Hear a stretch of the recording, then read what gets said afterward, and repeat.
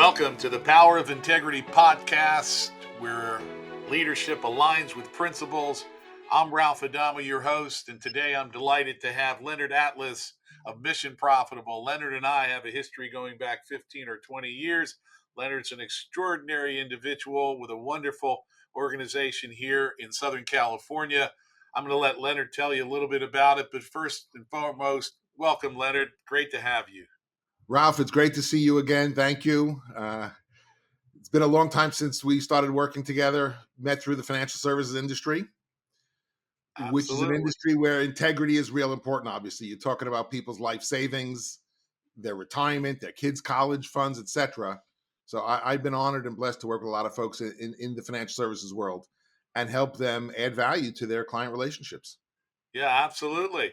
Well, Leonard, tell us a little bit about Mission Profitable and your organization, so folks can kind of get a sense of your background and your journey along the way. So, when I talk to people and say we're a sales training company, people often tune out because they think they know what sales training is. And then I say, no. But what we are is income coaching. We're helping our clients grow their incomes. But we do it in a counterintuitive way, Ralph. So as you know, as you've experienced, almost all sales are geared towards going for the yes. And salespeople feel pressure when they're talking with prospects because they have to convince them to say yes. And prospects feel pressure because they're feeling the pressure from salespeople. So we honored the Pareto principle. And that's why we call it 80-20 professional selling. Pareto's principle is where we recognize 80% of the results comes from 20% of the activity. Now, when I ask business owners, executive sales managers, what percent of the people they talk to, their prospect audience, actually become customers? They say, oh, it's not 20%. We would freak if it was 10%. It's 2, 3, 4, 5%. So it really should be the 90-10 rule, the 95-5 rule. The reality is, and this is what was so wonderful when I saw that you have this Integrity podcast series a couple of weeks ago. I've spent the last 25 years looking to bring the truth back into selling. Why should salespeople have to lie about their product or service? And why should prospects have to lie back? Why can't we be honest with each other and say, Ralph, appreciate you're in financial services. I've got somebody I've been using for 15 years. I feel loyalty. He hasn't messed up yet. I'm good for now. And wouldn't you be okay hearing that? Because Yes. most are not. So what I realized almost 30 years ago is there is a mindset of abundance versus scarcity. If you come from the mindset of scarcity, there's too few people out there. I haven't sold anything in months. You're not gonna let anybody off the phone when you're talking to them. That's failure to you. Them hanging up the phone saying, I'm not interested, goodbye, you see as failure. But if you knew 80-20 was really true, and if you knew that that was the governing force behind business, that we close 2 out of 10 in business, maybe 3 out of 10. Now, by the way, as you get better with this, you close a higher percentage because you're getting rid of the unlikely low stuff that's never going to close. So we can turn 80-20 to 20-80, but you've got to come from a place of mindset.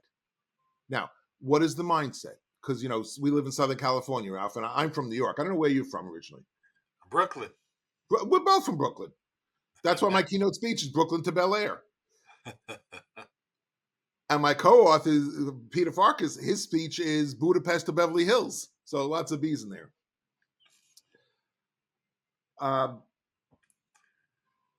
We have a mindset of abundance.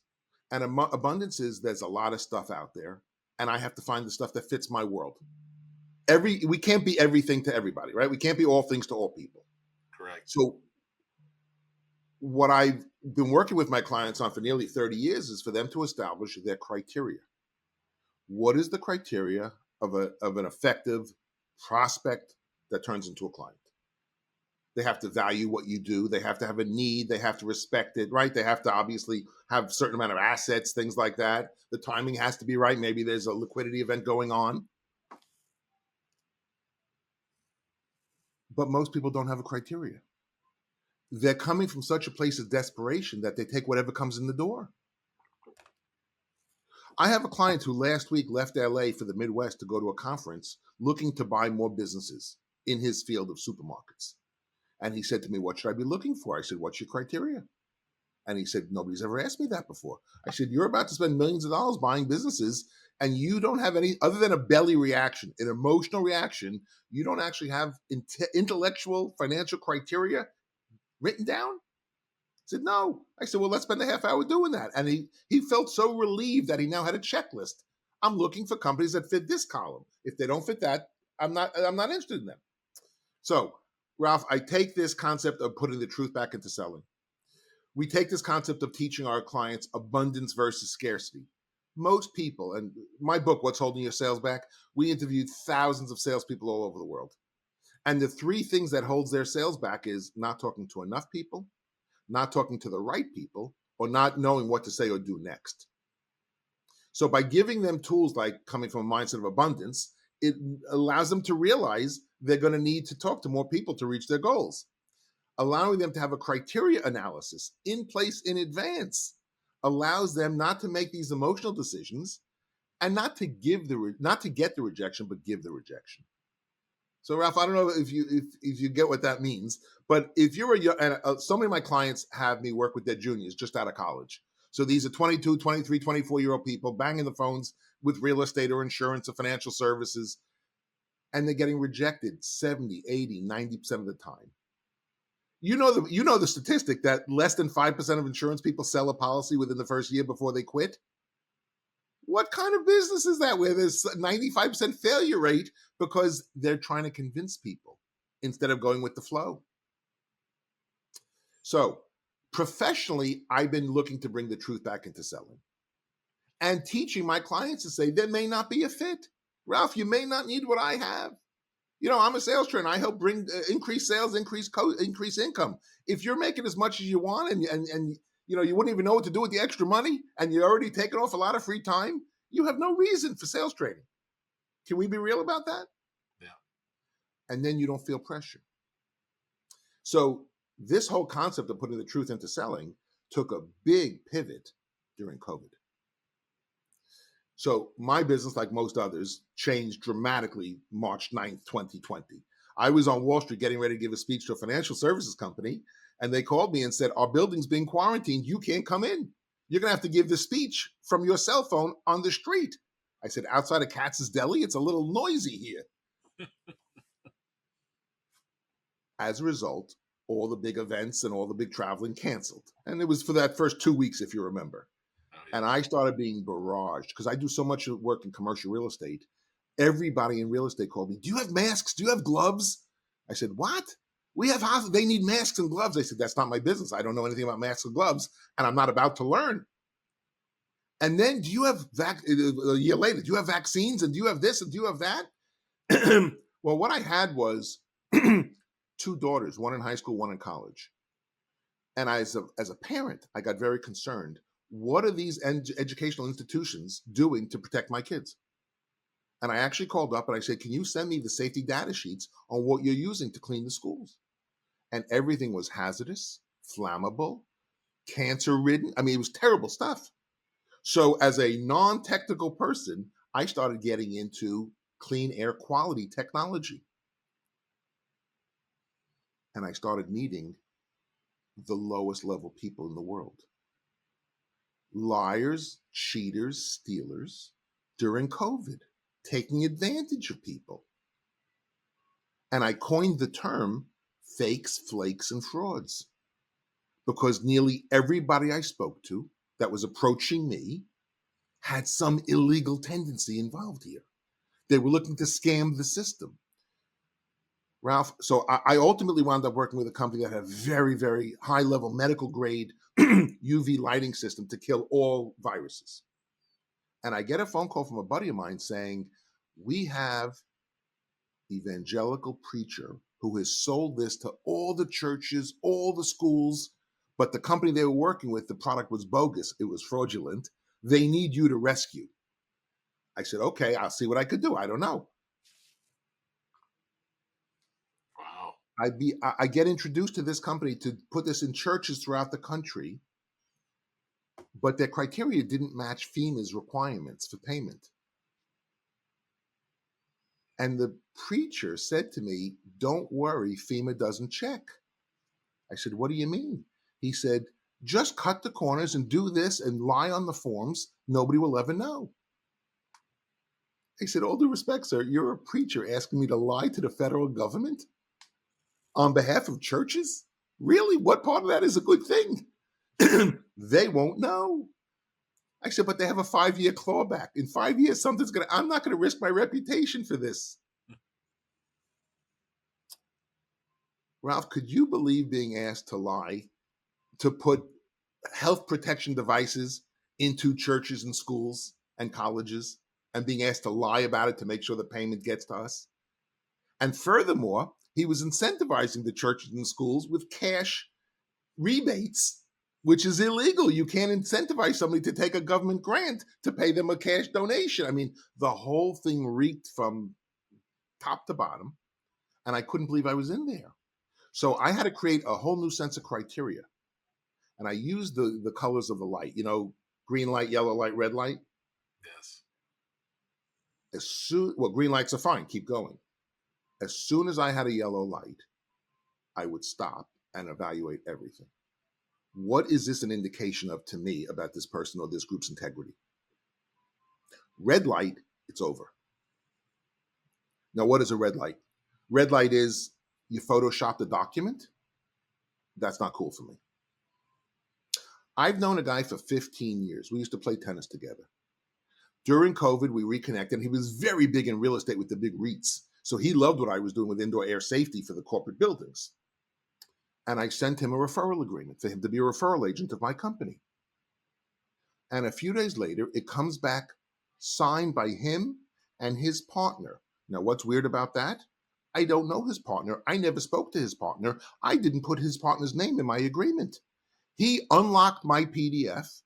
He modified my agreement, sent it to his partner without my knowledge or approval, had him sign it as a party, as a signatory on this agreement, and sent it back and said, me and this guy are now partners with you. I said, what are you, who is it? I don't know. What do you unlocked my PDF? That's illegal. You added signatories? That's illegal.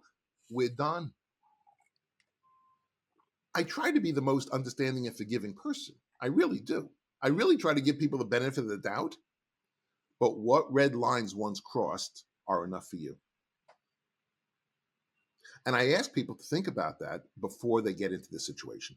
So they're not making an irrational, emotional decision, but they understand. I mean, Ralph, I'm sure you've had people send you bad documents and things that are not kosher. And some may be a little acceptable, some are not. But you've created this criteria in your mind already, maybe even in writing. I encourage people to think about what degree of low integrity will you tolerate? It's interesting. One of the guests on a previous show, Leonard, said you can't have high integrity. You certainly can't have low integrity. You either have integrity or you don't. It's a little like being pregnant or not. Yes. The people that introduced us, Joel and Barry and stuff, I go back 30 years with them. These are my relationships, my reputation is the most important thing. I mean, we say time and reputation are all you have that once you waste, you can't recover. Right? Everything else, you can make more money back, but you can't make your reputation back and you can't make lost time back. So I am very protective of my time and my reputation, which is why I so much love the 80-20 concept of maybe there's no fit here. I don't want to push people and pressure people. If they're not interested in my product or service, c'est la vie. Get it from somebody else. And if you're not even a target for that product or service at all, well, you're not missing anything. Yeah, absolutely. Yeah, zeroing a little bit back in on the principle, because you are touching on the topics of truth and always doing the right thing even when others aren't looking, which is critical. But when you think about the word integrity, what does that mean to you, Leonard? Well, when you say doing the right thing even when nobody's looking, that's what it means to me. And whether it's the word karma, which I understand a lot of us Westerners use incorrectly, it's you do the right thing and the right thing comes back to you. You do the wrong thing and the wrong thing is going to happen to you. If you lie and cheat to somebody, somebody else is going to lie and cheat and steal to you. Is that what you want? Is that the world you want to create? Again, if we come from scarcity, it's whatever you can get. If you come from abundance, you do it the right way. I mean, I'm literally dealing with a situation in your backyard right now with a surgeon, and I have to be very careful and protective of anonymity, who basically stole my IP and then used it and didn't pay for it and said I should be flattered that he took my IP. I said, I'm flattered, but I want to be paid for it. That's my expertise. That's what I'm paid for. And he laughed. And every few days, we're in touch because it's now a past due invoice, and he comes up with a different story. This is a person who, superficially, you look at him, you know him, you may have seen him in town, and you have high regard for him as a surgeon. Yeah. Legitimately, realistically, behind the scenes, a thief. An absolute thief, con artist. Now, what does he care about his reputation? And I said, you're building a big business. It's in jeopardy. Do you want word out that you've stolen IP? Is that the reputation you want to have? So, part of the thing about integrity is, and Ralph, my daughters are 24 and 22. For the last 24 years, I've always wanted to be the best role model for them I could be. I don't want them seeing. You watching The White Lotus? You know that program on TV? Mm-hmm. The guy's about to get arrested by the FBI for some kind of fraudulent business deal, and he's freaking out. I never want to have that feeling. I never, ever want to have my daughters look at me and say, Dad, you did what? You stole what? You did what? You hurt people? So maybe that's a little old-fashioned. 20 years ago, I was invited into the cannabis industry and the adult video business. I said, these are not things I do. I have a reputation. I want to be a solid citizen. I don't want to have anybody saying the guy's involved with drugs or sex or whatever. Maybe that's boring. Maybe that's risk averse, but I am risk averse. Never liked roller coasters. Don't like jumping out of good airplanes. Don't bungee jump. So, but integrity for me is doing the right thing when nobody is watching. Clearly, I know that's the definition, but more so, it's been teaching. I've taught tens of thousands of people how to tell the truth back in sales. And a lot of my clients sell commodities. I literally, right before COVID, I literally had 5 toner cartridge salespeople at a workshop. Do you know how hard it is to sell toner cartridge? It is the ultimate commodity, right? I mean, you go into Office Depot, you buy a box, you don't think about it, you don't care. But imagine if your business was so big, you were buying a lot of it, and you had salespeople calling you and harassing you. And they're lying because nobody's happy with the toner cartridge. It doesn't last enough. It's so expensive, blah, blah, blah. I said, can't you offer a value other than lying about it? They said, what kind of value? I said, why not offer to go there once a month and check their inventory? At least they'll appreciate that you're putting some effort in and you'll differentiate. So my forte has become differentiating with commodities. I work in the deregulated energy industry. They're selling electricity. Whether you buy it from the utility or this deregulated company, it's the same product. When you plug the unit in the electric outlet, it's the same electricity. So what's different? The price or the service. And you know what? We have proven over the last 15 years, companies will pay a few pennies more if the service is better. So everybody is not so price sensitive that it has to be the lowest price and that's the only thing that gets sold. But when you have an open, honest conversation with somebody, Ralph, what's important to you about X? And let's say, Ralph, you were talking to 2 companies and they had the same price. What would be the next criteria you would use to differentiate? You want to know about reliability, deliverability? Is it really going to come through? Right? And what does reliability mean to you? Well, in the energy world, I want to make sure that when I do plug in, that there's actually electricity on the outlet. Right.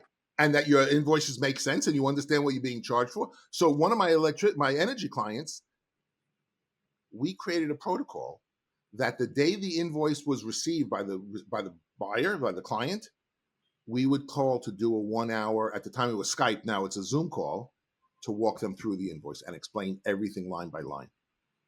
Smart people can't read the energy bill. You ever try getting through your energy bill or your phone bill or some of these utilities? Right. You don't even know what half these words are. acronyms, abbreviate. You don't know if you're being charged or it's a credit. You can't even tell with most of them. They make it so complex on purpose. So what happens for the company who says, we're going to simplify this and I'm going to walk you through it every single month? They're getting the renewals. Yeah. Keep the service. So Ralph, just like the workshop you attended years ago, I do these periodically. And actually coming up May 13th, 14th, and 15th in Santa Monica, we're doing our next 80-20 3-day workshop where we teach the process of disqualification. Because if you come from an abundant mindset and you have a big pipeline, you can't pre-qualify everybody. And they feel pressure and you feel pressure. So why not learn to disqualify? That's 80-20. When you could politely say, there may not be a fit, this may not be the right time, this may not be the right transaction for us. How about we stay in touch? And when it makes more sense, we're happy to reconnect with you. And as soon as you take the pressure off of people, they respect it. And often that's when they tell the truth. Yes. Yeah, integrity to the communication process, whether it's sales or otherwise, is really critical and vital to the health of the interaction for sure. I think the last story I want to tell you is yesterday I got a call, it was scheduled, from a sales guy in AI sales tools. Everything is AI these days. Sales leads, sales generation, emails, the whole thing. And I'm not the most current with AI the way I could be or should be. Like Mark Cuban says, everybody has to, you're going to get left behind. So the guy pitches me and says, want to show you how I do AI leads for salespeople, blah, blah, blah. And I said, fine, let's book a half hour. So we book a half hour. Never met the guy before. Wouldn't know him from Adam. He starts the call off with, literally, so what's your biggest problem? I said, what? He said, what's your biggest problem? I said, I'm here to look at your AI sales stuff. He said, oh, I'm not here to sell you anything. I said, what do you mean you're not here to sell me anything? I want to buy. You're not selling? And I caught him in his own lie in 30 seconds. And then he starts saying to me, no, but what's your biggest sales problem?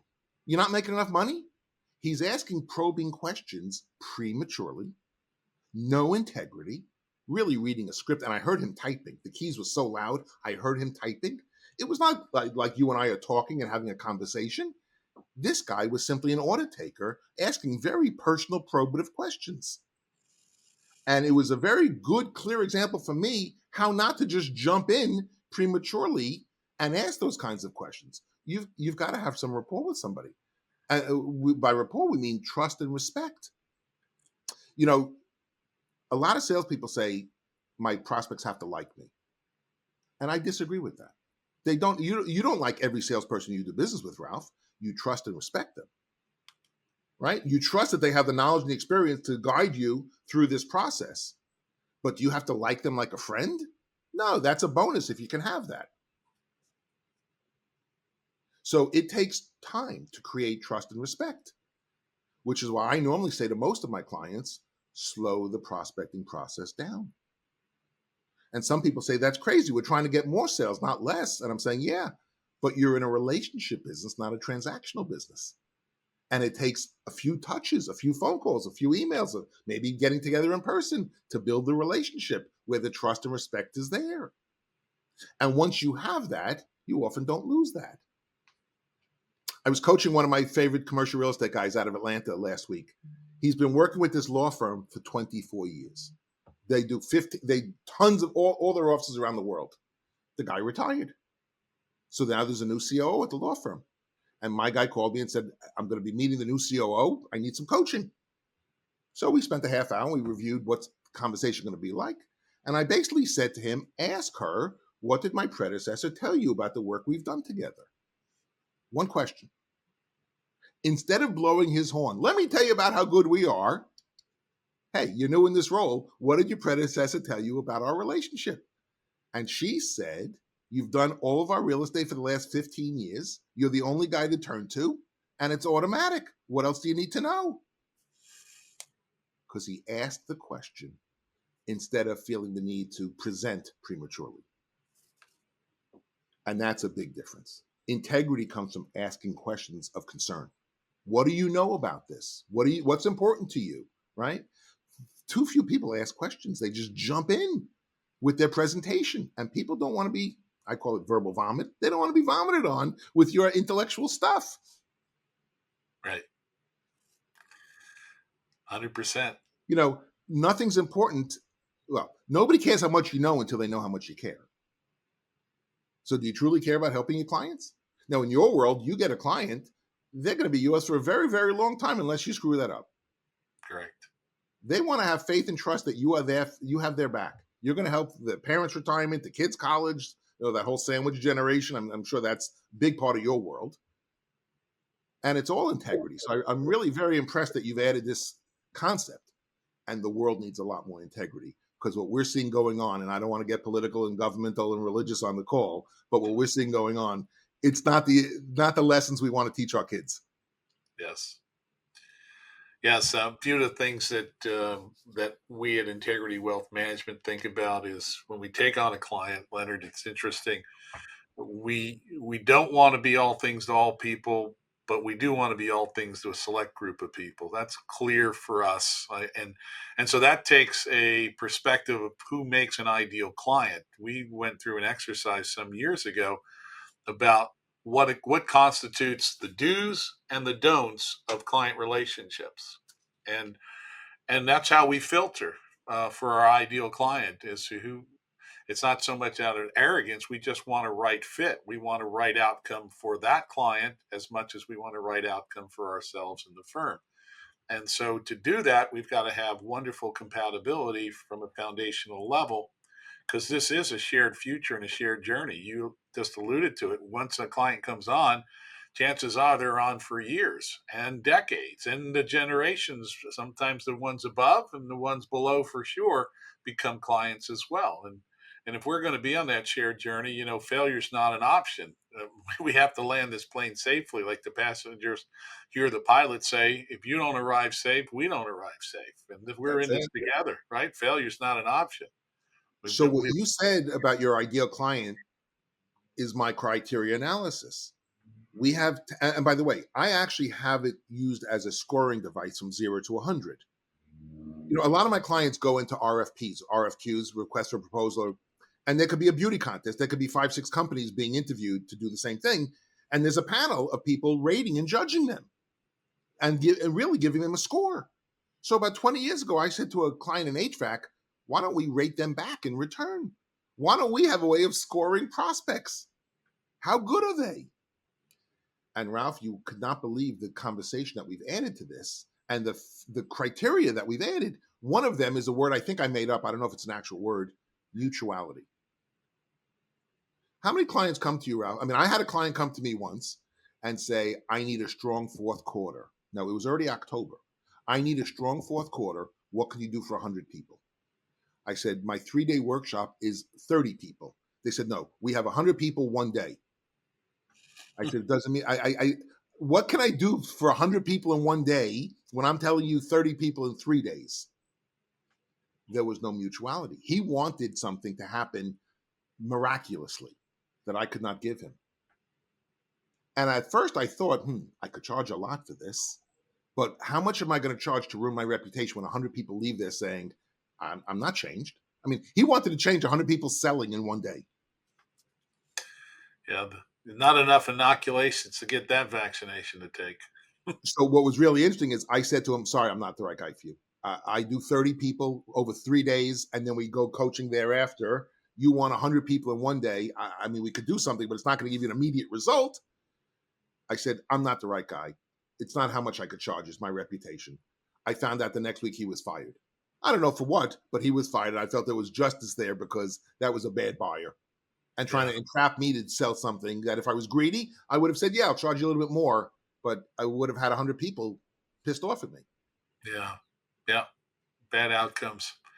Yeah, when you're in this for the long haul, and this is a shared future that you go on with your relationships, you don't want to compromise the outcomes for sure. That trajectory is just not worth it. Yeah. The last thing I'll say to you about that is after COVID, I started doing my workshops again. And 5 of my clients from the last 20, 25 years have had me start training their children who have now graduated college and are entering the workforce. And they said, this is who trained us 25 years ago. We want you to train our kids. And to me, that was the best compliment. To Tremendous. get the second generation in the room working with their parents and be training them because the father or the mother said, "This is who I use. This is who you're going to use." That was a great, great, great sense of accomplishment for me that these people felt comfortable putting their kids' hands putting their future in my hands. Well, interesting because that's one of the places I wanted to go before we the corner and kind of wrapped up is we have young listeners out there, folks that are starting their career, either their profession or their business, and folks like yourself who've had a number of years and decades. What advice, what one, two, three top tips would you give those young folks starting out in terms of things that they should be thinking about and doing? Wow, what a big question! We should have done that one at the top of the hour. The world of selling has changed, Ralph, from when you and I came up. The world has changed. We cannot deny technology. When I have a group of young folks in their 20s and senior people in their 50s and 60s, there's a riff in the room. The young folks are trying to use LinkedIn and various other technologies and social media and stuff. And the old guys saying, in my day, we'd walk into a building, we'd pick up a phone, we just do it the old. They're all right, right? They're all right. You still got to do the old, you still have to be prepared to do it the old fashioned way. And a lot of young people are not comfortable on the phone. In their personal lives, they're not on the phone, they're texting so much. So there are a lot of people that are so either modern oriented with technology, and that's all they do. And some are so old fashioned, they're doing it the low tech way. And I say to people, look, you got to have a multi pronged approach. You got to be doing 4 or 5 things. And I blend. So I don't know if you remember from the workshop, I talk about low tech, high tech, and cockroach. Low tech marketing is knocking on doors, walking in, going to trade shows, networking, doing the old fashioned things. High tech is email and LinkedIn and the social medias and AI and stuff like that. Cockroach marketing is something I trademarked. Cockroach marketing is, I don't know how I'm going to get to that person, but I'm going to try every way. When a cockroach wants to get into a building, and we're from New York, so we know this, they come in from the cracks in the wall, in the floor, in the ceiling, in the light, right? Anywhere they come in. Yes. I've had salespeople say, oh, I left the guy 2 messages, I'm done. I sent him 3 emails, I never heard back, I'm done. So now, wait a second, what do you mean you're done? He didn't respond to, Barry referred me to somebody. It was very close geographically to you. And I had called him, left a voicemail, said, Barry recommended I talk to you, blah, blah, blah. No response. I had emailed him a couple of times. Barry said, no response. Finally, I get back to Barry. He said, what's with that guy? I said, I never heard back from him. He said, did you text him? I said, why would I text a total stranger? And the guy's in his 60s at the time. He said, that's the only way he responds is text. I texted him, and within 30 seconds, I had a response. So what that taught me was, and we know this, everybody has their preferred modality, how they want to communicate. So I advise people to test the waters. What's working? Some people like phones, some like email, some like. There are people who only communicate on LinkedIn even after you're connected already, and they still email you on LinkedIn because that's their mode. Yes. So for the young folks, find a mentor, find somebody you trust and respect. And I'll tell you that it's as important to find out what works and duplicate that as what does not work and make sure you avoid doing that. Right? Because Yeah. but also don't be afraid to experiment because much of sales is experimentation. And I think the last thing I would say is keep track. So we do a recipe for a sale. We identify how many calls or emails does it take to get to how many contacts, to get to how many appointments, to how many sales presentations, to how many closes. When you know your numbers, you can manage them and improve them. When you don't know your numbers, you're shooting in the dark. So we respect that sales is both an art and a science. And we try to help people work in both areas to improve the art and the science of their selling and ultimately sell more in less time. Right? Isn't that the goal? Sell more in less time? Yes. Without the By, pressure of it. Yeah. by, by not pressuring people because it's a big world out there. It's a big world out there. You need how many people to buy from you next year? 10, 15, 20? Okay, so if you had to start with a couple of hundred to get to those 15 or 20, is that such a bad deal? But, if you see, the biggest thing I deal with, and I haven't said this yet, is the fear of rejection. Why don't salespeople prospect consistently? Because they don't want to be rejected. But when you use 80-20 and you're looking to disqualify, you're giving the rejection instead of getting the rejection. So if I can help people simply cross over from no longer pre-qualifying but literally starting to disqualify. Look, I know you have a broker. You probably get a dozen calls a week. There's nothing that a guy could say to you that would take your attention and give you, wherewithal to talk to them. Correct? Is there anything I could say that would open your eyes to we might be different? You ask a couple of questions like that. If they say no, no, no, say great. Does it make sense we stay in touch? I'll email you quarterly. I mean, don't burn the bridge for nothing. Just because they're not interested, don't take them out of your pipeline, which a lot of people do. Or they basically say, well, if we're not going to meet, how can I show you anything? So if you're not going to give me a half hour of your time, which is so old fashioned, and what's a half hour of that person's time worth? Ralph, you can't meet everybody who says, I want to meet you for a half hour, an hour, and sell you something. Right.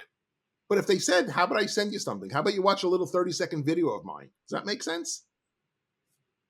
So build the relationship. That's probably the number one thing I want to say to young people.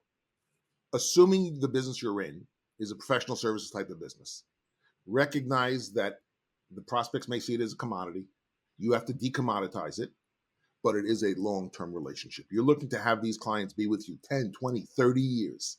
Ralph, how many clients do you have for 20 or 30 years? They would never think of talking to somebody else based on the work that you did 10 or 20 or 30 years ago. A number.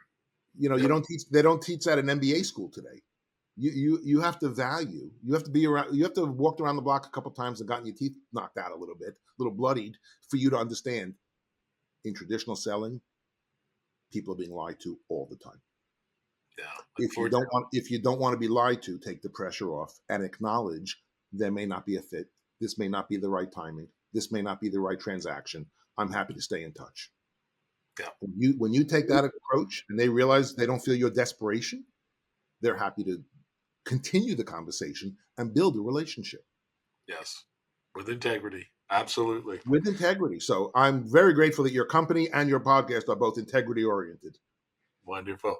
Well, we've had a wonderful conversation together here with Leonard Atlas of Mission Profitable. Leonard, folks want to get in touch with you. Maybe it's for the May workshop you're doing. Maybe it's for other reasons. Maybe it's personal coaching. What's the best way for them to get in touch with you? My preferred modality is email. Thank you for asking. So the email is Atlas, ATLAS, at missionprofitable.com. Can also go to the website, missionprofitable.com, and contact us through there. And of course, I do have a phone with a virtual assistant. So that's 310-684-3839. So those are the most common ways to reach me. This workshop in May is very exciting. It will sell out very quickly because we cap it between 20 and 25 attendees because we want to really give everybody individual attention. And it's not the end of the world, but most of our work is done in-house. So the kind of conference we went through with Joel, that was an in-house thing where somebody hired me privately to work with their audience. So whether we work in-house or we work where we fill the room, we also do a lot of work with nonprofits. And especially these days, nonprofits, their fundraising is selling. And there's a lot of competition, a lot of threat. So we have to help the nonprofits keep their budgets up and make sure that they're bringing money in. Yes, absolutely. So we're happy to help the for-profit and the nonprofit as well. And I really hope this was helpful. I hope I've inspired somebody to hear something about putting the truth back into it and realizing you don't have to be desperate. You don't have to lie. You don't have to sell your soul. And I will say this in closing, a few times over my 30-year career, I've had to say to people, this may not be the ideal company for you. If you feel the product is so schlocky, schlocky from Brooklyn, right? If the product is so schlocky, if it's such a commodity and you can't differentiate and it's really just about a penny or two different and there's nothing you could say about it and you're not passionate about it, maybe it's not the right thing. Yeah. I really feel bad for people who sell stuff or work and don't love their work. Right. How do you do that 50 hours a week, 60 hours a week when you hate it? Find something that you love. Find something that's a passion of yours. Find something that you're truly helping people. So when I meet people 10, 15, 20 years later and they say, you've helped me, that abundance thing, you've made my career, that's worth $1 million. Oh, yeah. Yeah. And I know you have that passion about integrity and wealth management. Absolutely. So, well, Leonard Atlas, Mission Profitable. It was a profitable conversation. I really appreciate you coming on.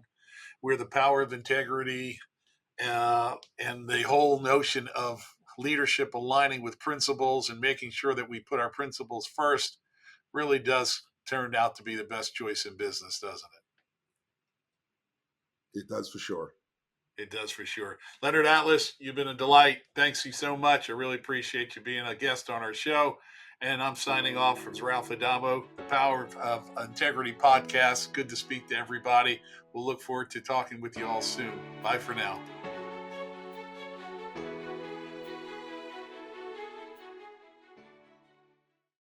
The information presented in this program is provided for informational purposes only. The information is believed to be reliable, but no guarantee of accuracy is made or implied. Expressions of opinions are as of this date and are subject to change without notice.